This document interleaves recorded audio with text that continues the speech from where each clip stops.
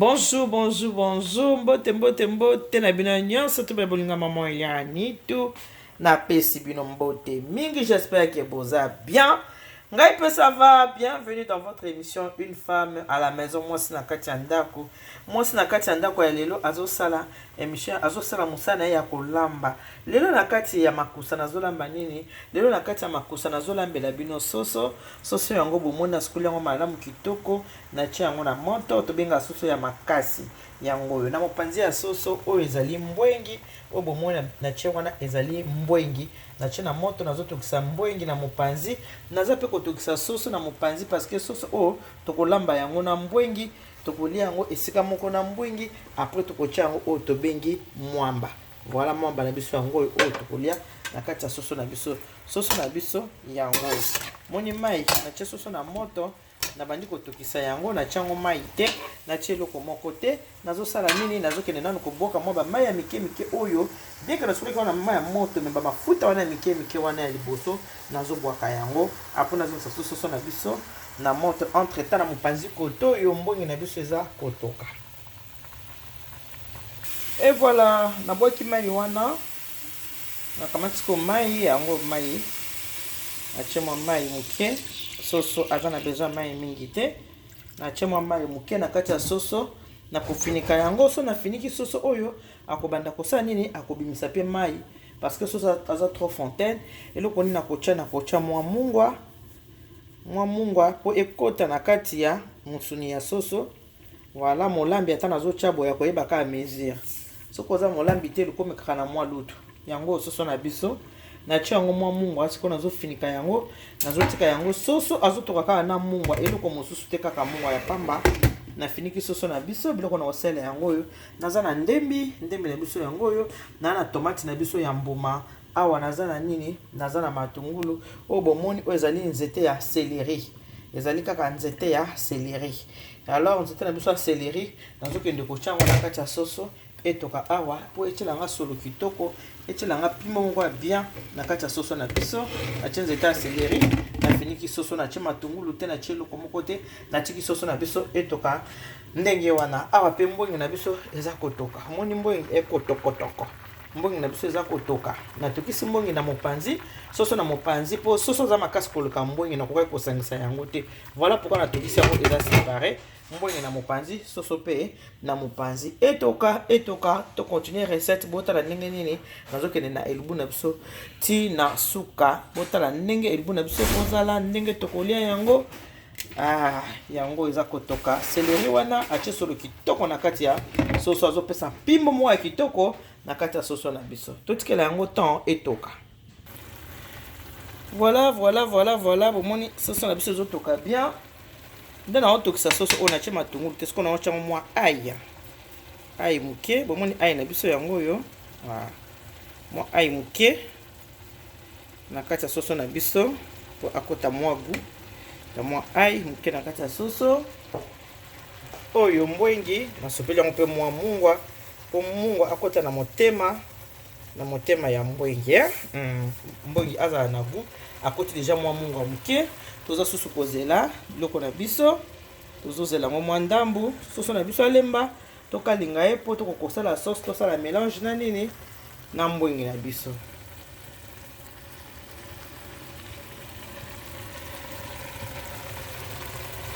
La mbonga yo toka kitoko nalobaki mbonga aza pete soso aza makasi yango natokisi yango à part soso oyo eza soso makasi mbongi aza na ye pete. Et voilà biloko na biso eza kotoka kande bomoni eza kotoka soso na biso eza kotoka tozozela elemba bomoni tout à na tiaki mungwa na tie mwa ai maintenant nazotia mwa gingembre na kati ya soso na biso po epesa biso mwa goût. Gingembre na kati ya soso epesa so mwa goût na kati ya soso na biso. Voilà un peu de gingembre na kati ya soso na biso gingembre yango wana totie na soso obalisa yango esangana epotongono. Voilà tozela soso na biso esala nini elemba pe mbwengi aza kotoka kala mingi te mbongi pe ezosala nini ezolemba kala te mbongi ezolemba kala mingi te Bona ko ça nini ko préparer na sala sauce. Na sala sauce et biloko na biso. Awa bomo toza na nguba na biso yango yo. Yango to ko salela finition et biloko na biso. Boyebi ndenge na sala kana zo nguba na ngana ko finango ana makochama ya moto na sangisi nguba na nga ekomi déjà poto na tiaka mebimba te na betaka awa. Mama Elise chika na pesi mbote ebele oyebise kinga ke oza technique epa na nga ekoma ko sunga yo banguba no ezika asute. C'est bien. Biti émission na yango na baka on apprend tous les jours.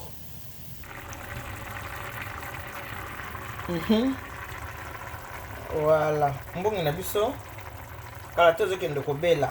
Mbongi oyo fuka okamai wana nyoso ya mbongi na robwaka yango parce que mai ya mbongi wana ekokota na kati ya soso te. Mai ya mbongi soka mai kauki na robwaka mai wana ekota na kati ya soso na biso te. Kala soso na biso yango oyo ezotoka mai nanu elembi to tala kana miso omona ki elembi nanu te. Toze la soso na biso elemba.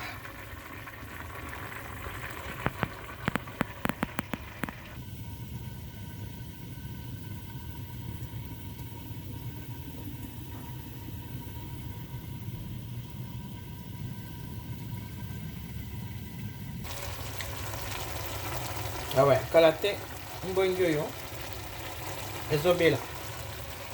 Non ningeza. Kalate ezobela. Voilà.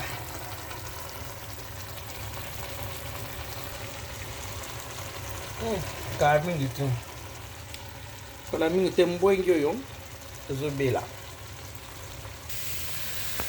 Voilà, soso na biso pe ye wana akena ena kobela. Ce sont des mukonde. Ce sont des gens qui sont dans le 17. Na kota bo pesinga po 14. Ce sont mukonda boy. Ce sont mukonda penza za po 14. Voilà, ce sont na biso pe na moni nembi. Na otika nka a na kati awa akokalinga makara na mafuta a na kati nge pa ce sont na biso azokende okalingama. Ce qui fait total awa. Ce total pe mbongi na biso. Kala mbongi pe asili mai na epe mai mbongi pe esili soso pe azokalingama soso akalingama na awa na tokisi mbongi na nga bien mai nyonso ya mbongi esilaka te mai nyonso tu ya mbongi esili ndenge bomwana mbongi ekauki po mai ya mbongi ezaka mwindu voilà mai nyonso esili po nani kocha mbongi azaki na mai non apeli pe moko mbongi na biso moni apeli me moko a poto te. Voilà mbongi na biso yango wana ebeli moko eza poto te. Soso na biso pe eza kokalingama. Kaka ndenge eza ezokalingama kaka awa boye. Awa kaka ndenge eza ezokalingama kaka wana. Kaka ndo bozo shwa ndenge kokalingama ndenge kodore ndenge ko changer couleur kaka na kati ya nzungu. Pendant que soso na biso zo kalingama na tie mafuta na moto po tosala matungulu na biso tosala sauce.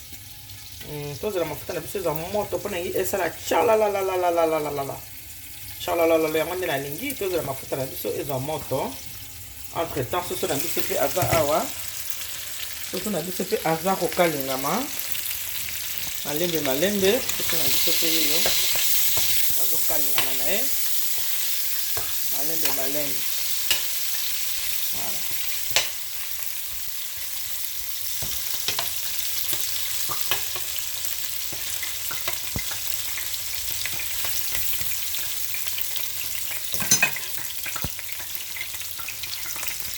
On a fini pied.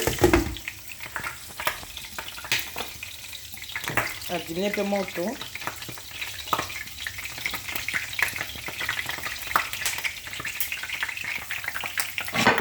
Matungulu na biso na moto ala matungulu na biso yango wana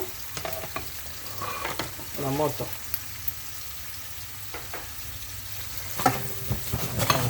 matungulu yango acha yango na moto ebanda kokalingama matungulu yango wana ezokalingama nango malembe matungulu ezokalingama. Soso pe kota azokalingama mbongi déjà aza na mopanzi. Et voilà matungulu yango wana Ndebali kokende na kobela muke muke. Elemba su mwa ndambu avant na tia yango tomate. Nde ezokoma mwa marron boye bien. Elemba lemba lisusu mpona tia yango tomate. Voilà, wana na tia tomate. Nakata biloko na ngai. Voilà. Tomate yango na tia na matungulu na ngai.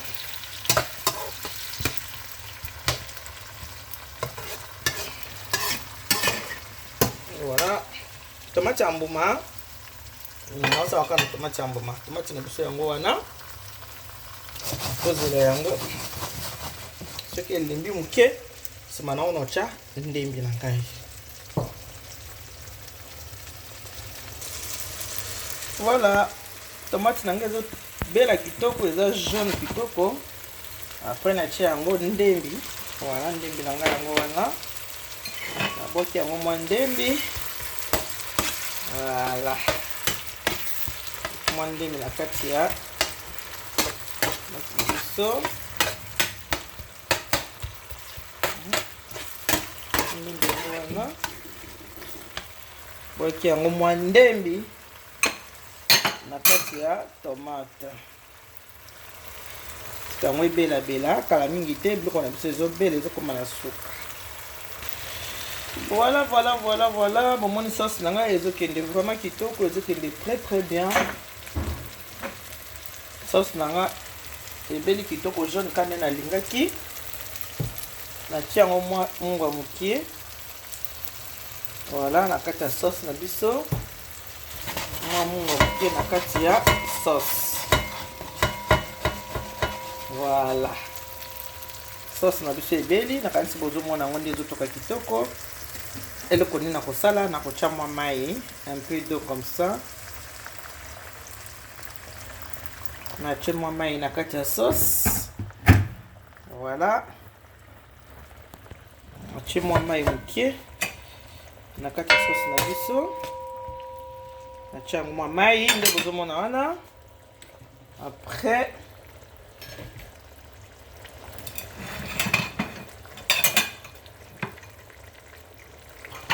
sauce ezotoka kitoko. Après avoir kotia mai, nazotia mbwingi. Voilà. Mbwingi na biso yango wana. Voilà. Mbwingi na biso yango yo. Moni yango. C'est ça. Comme ça. Tutie mbwingi. Voilà. Mbwingi yango yo tina kati ya sauce, c'est mélangé kitoko. Voilà, mbwingi na biso yango na kati ya sauce na biso. Voilà, mbwingi na biso yango yo to tia yango na kati ya sauce. Ezwi mwa moto ensemble. Après to tia yango na kati ya sauce. Comme ça. Voilà. Comme ça, tu tiens na kati ya sauce. Voilà. Sauce na biso na mbwengi, c'est comme ça. Yango yo sauce na biso na mbwengi. Tokotika yango etoka mwa mukie. Ezo moto, sima nango to tia yango nguba ndenge na lakisi bino tout à l'heure. Tokotika yango etoka mwa mukie. Ezo mwa moto mukie, après to tia yango nguba na biso kati ya biloko. Voilà, soso na mbwengi na mwamba. Voilà, bomembo mbwengi na ngani ezotoka. Esangani na soso eko potongana eko potongana. Maintenant, finalité na biso yango yo mwamba. Mwamba yango yo to tia na kati ya mbwengi. Voilà. Eloko asuka efaki kota yango wana. Mwamba yango yo ekoti na kati ya mbwengi etoka ensemble na mwamba na soso na mbwengi po goût nango esangana partout de gauche à droite.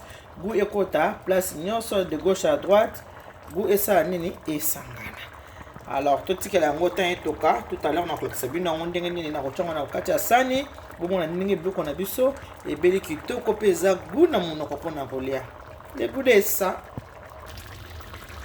Voilà mbongi na biso yango oyo mbongi ebeli bomoni ya mbongi na na sali yango eza na sauce kolinga te mbongi na yo ezala boloke ekangama makasi po so ekangama makasi boloke soko lingo lia yango o réchauffer yango okoza na besoin obakisa yango mai or biloko babakisaka mai eperdaka goût nango original. Mbongi na nga yango oyo omoni ndenge mbongi na nga ezali nakoki kotyango na kati ya sani mona mbongi na nga ndenge eza kolamba mbongi na yo ezala boloke te koboloke yango te.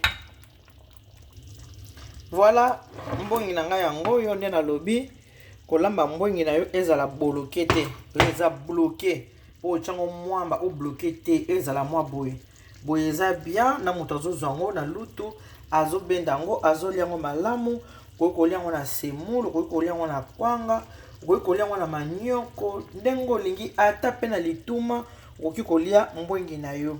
Soko osali mbongi na yo eza bloqué makasi eka kolia oluka otyango susu mai ntango otyango mai ekoperdre goût nango ya original ekomi mwa mai oyo tobi na français lolo